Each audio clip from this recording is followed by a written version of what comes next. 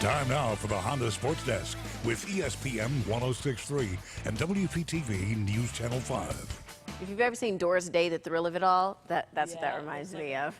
Well, welcome to a playoff edition of Football Night in South Florida. I'm Keli Ferguson from ESPN 106.3. It's the second round, and already we're down to just 7 area teams left with a shot at a state title. For PAHOKEE, they're having one of their best seasons in years as they've gone the entire season without a loss. Things heat up tonight, though, when they face another one of the state's top 1A teams, Trenton. One major advantage for PAHOKEE so far has been they haven't had to travel. On the other hand, Trenton is making a 250-mile road trip for this game. Out to the lake we go. The Blue Devils hosting those defending state champs from Trenton. We picked this one up on the first drive for the Blue Devils. Tyrone Smith. This is why you better call Tyrone, because he finds another Tyrone Arnett. He rips the ball away from the defender to score. Extra point no good, so PAHOKEE only up 6-zip.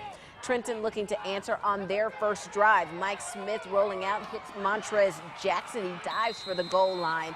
Tigers take a 7-6 lead.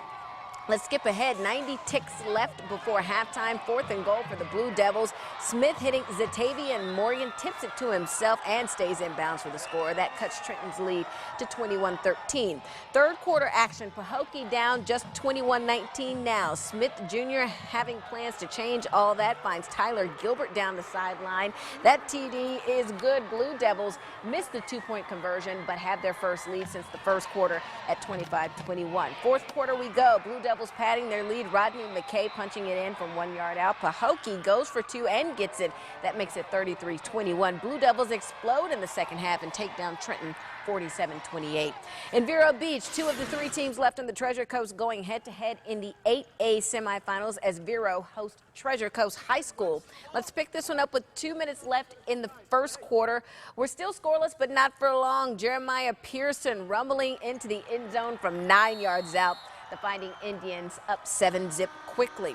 Second quarter now, 6 minutes on the clock. Vero up 14-0. That Mike and Mike connection, as we know, is fire for Vero. Mike Dean to Mike Smith for a 47-yard TD. Vero rolling now. Actually, Mike Dean to Xavier Cuff. Mike Dean and Mike Smith hook up on this one. Vero goes on to win. 35-zip is the final. They go to the regional finals for the first time since 2003.